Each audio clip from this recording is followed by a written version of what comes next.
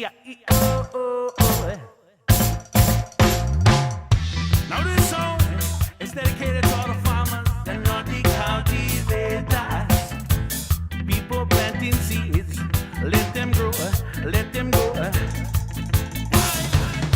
Let the light come shining through into your room. From the seed a plant will grow. It's pretty soon. Growing seeds here is a must. It is a must. Smell the green nuggets cannabis. In God we trust. We don't want you come and take. We don't want you come and take. Stay away. Stay far, far away. We don't want you come and take. We don't want you come and take. Stay away. We harvest every day. Now 3 months have gone on by. My how time flies. Although it gives you red eyes, give you red eyes. Now the question's where and why, just where and why.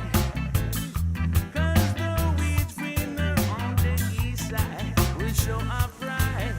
We don't want you come and take. We don't want you come and take. Stay away. Stay far, far away. We don't want you come and take. Let me know, yeah? It's good right here. Are you going? Let me know. Okay, ready. Let's go. I'm gonna do it right now.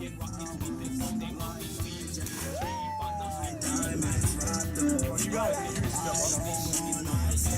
I'll send it right after. Okay, you guys, can I ask you something? Being that you guys are all UH, like college age kids, right? I was down at the UH campus the other day with the whole hate protests and all that stuff. Do you guys see any racism on this boat?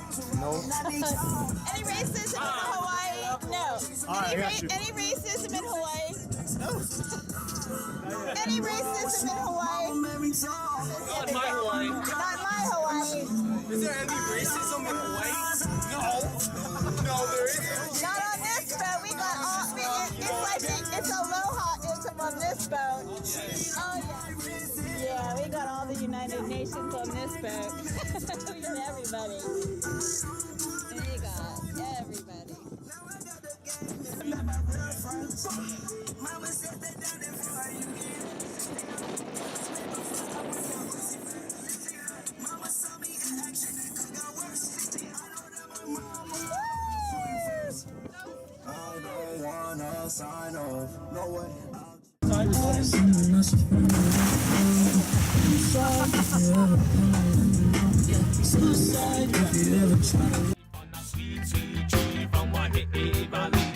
Every time you look at me looking irate. Welcome back to Live in LOKAHI. We're here with Josh today. Aloha.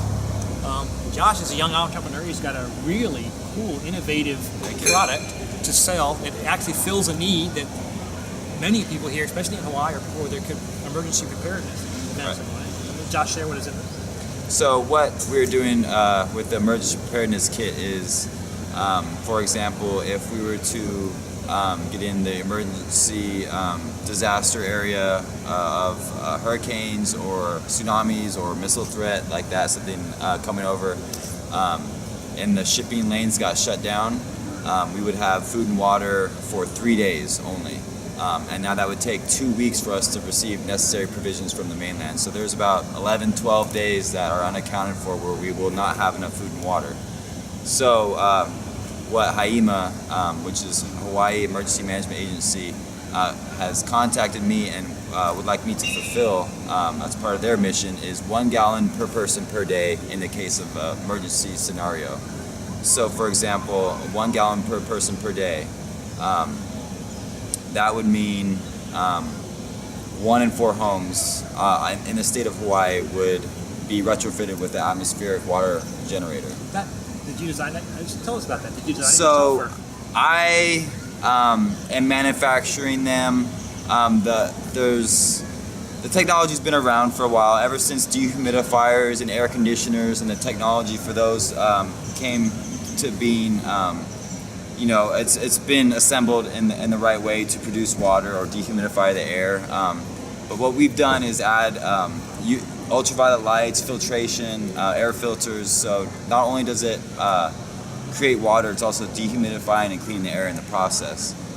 So what these machines do as far as emergency preparedness, if the electricity grid and the water grid got shut down and there's no more food and water coming in, this machine paired with a diesel or gas generator would actually be able to produce that water when there's no energy or water available. Just straight out of the air. Straight out of the air, correct.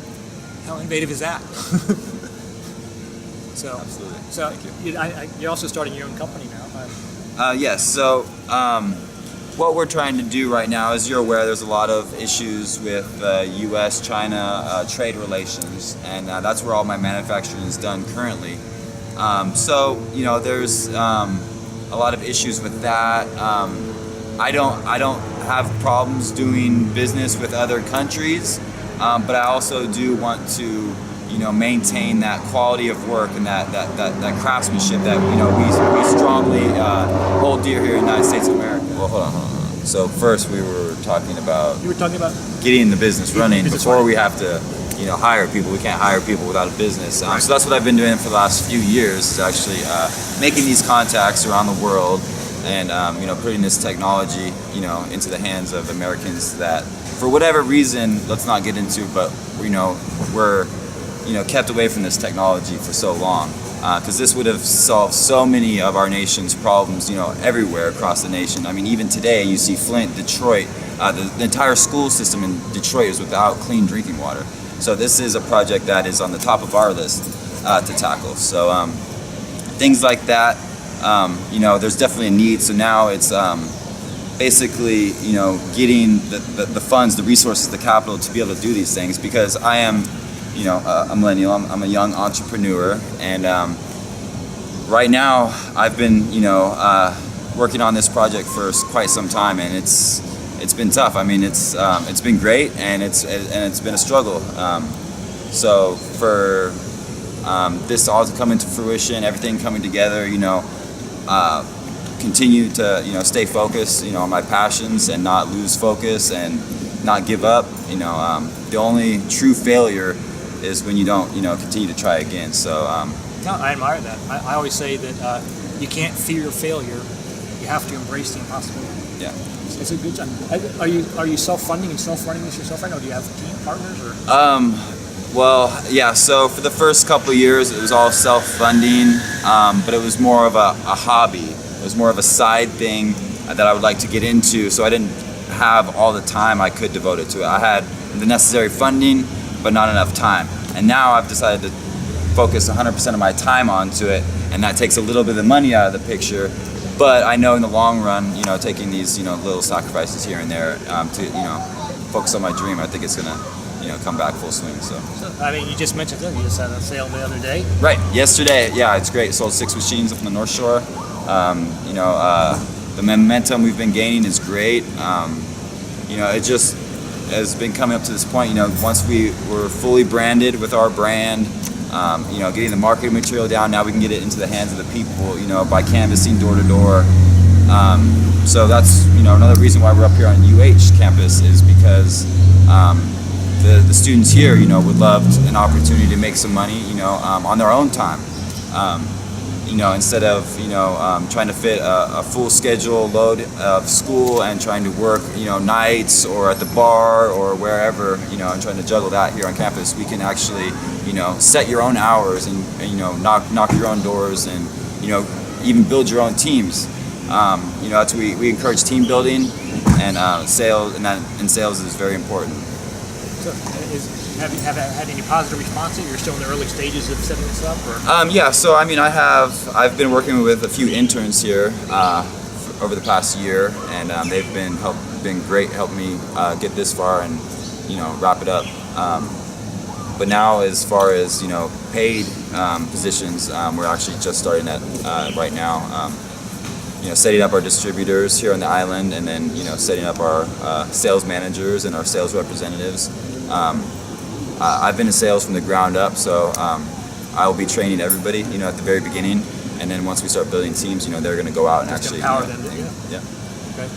I heard you were working with the state. You were going to write a proposal, or Yes, so we are also working on getting some legislation submitted, or what would the proper terminology it's be? submitted. It's crafted or written and then submitted as a bill. Okay, yeah. So we would like to get that written so we can submit it in January, or whatever the process there would be. But yeah, getting tax incentives for these machines. I was given this idea actually by the DoD when we sat down with HEMA at one of our meetings, and they thought that this would be a great opportunity, for the state to be able to help the people afford it without actually purchasing the machines for everybody, because that's just not going to happen. The state can't afford that.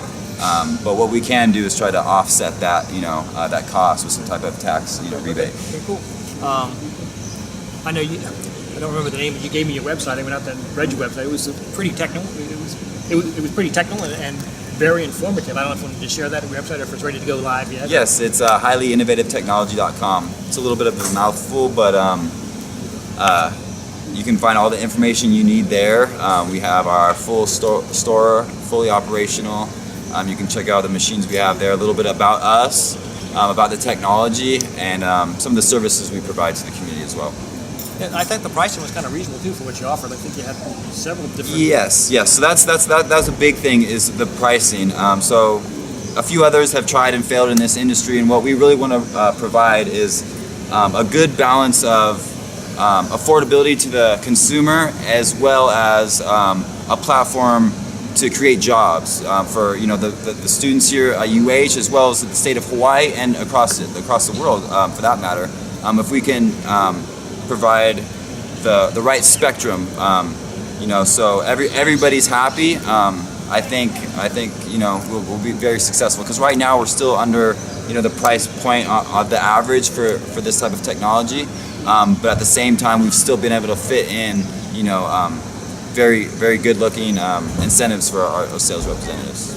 So now this is an example of a millennial who's taking control of his future. He's coming up with ideas that are not just going to give him a quality of life, but it's also going to help out the community.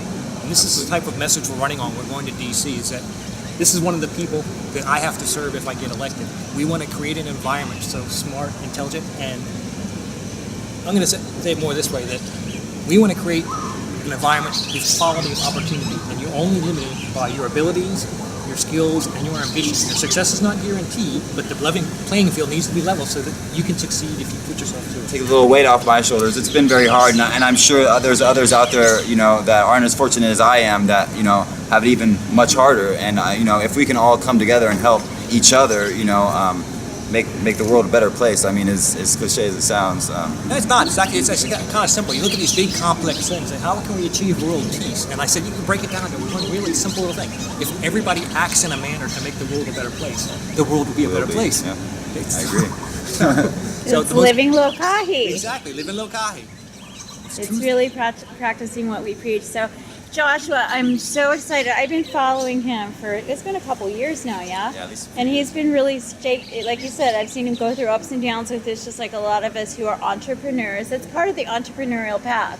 Is, you gain some momentum, you go back, go up 2 steps, slide back 1, go up 2, slide back 1, but you're still standing.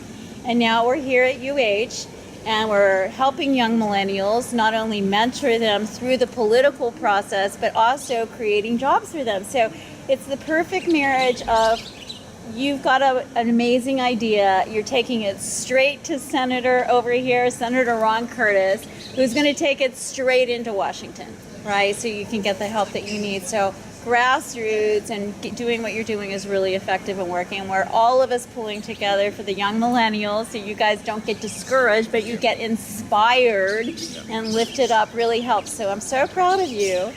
Is there anything you want to share with the folks at home? Like, are you guys actively recruiting? Because I know I'm going to be actively recruiting for you for jobs. Looking for an opportunity, or just want to help out, or you're interested in the products we've mentioned, reach out, give us a message, Hava, and we'll get that all sorted out. Well, right on. But this is our message, and I can take this to Washington, D.C. I can also come back and work with the states and make sure the states can take the appropriate measures, just like the tax breaks and other things. I mean, maybe get federal funding for this thing to keep this thing moving. And this thing is not just for Hawaii. It's for everywhere. If you, I mean, I don't know if you've had. Well, so there is definitely some geographic locations that are too arid, too dry, or too high in elevation. So there's a kind of a Goldilocks zone that we're looking for. But I mean, Hawaii not only falls into that Goldilocks zone, but it's also at need for this technology because of its remoteness in the Pacific. Because if anything were to happen, we'd be completely cut off from food and water. So. Well, we were just so blessed. We had the Hurricane Lane coming in, and literally, I was told by some people who know what's going on, intel providers and all. We haven't decided how to tell the people, but it's really headed directly to Waikiki, and we were really praying that it wasn't going to happen. So once again, Hawaii's had so much favor from above. But if we had been hit, if they all had your water makers safely inside, even if the water system got messed up, we're all okay, right? We're all still out here living LOKAHI, Aloha, and not freaking out. So it's an amazing thing. I'm so proud of you guys. So is there anything else you guys want to say to the folks before we head off to Aloha Stadium and go to the tailgate party and go get some candids with the UH kids down there? Aloha, we're wrapping it up here. We're filming out on UH campus. We're wrapping it up with Josh here and his entrepreneurial business. And this is the first of many shoots of Living LOKAHI that we want to actually reach out and empower the millennials to take control of their own future. So Josh is a fine example of that. We want to use him as an example and use him to promote that the millennials out there, that the only thing holding you back is your own ambition. And so it's my job as U.S. Senator to serve you and make sure the environment here is such that you can actually succeed if you choose to succeed. Anything else, Josh, you got for the millennials? Let's get it, man. Wake up, wake up. One of the new ones I keep saying is get in the game or don't complain, right? Because we get a lot of complaining, but if you're not in it, how can you win it if you're not in it? So, all right, you guys, let's head off now to the football game and go meet some of those UH kids down at the stadium. Good job.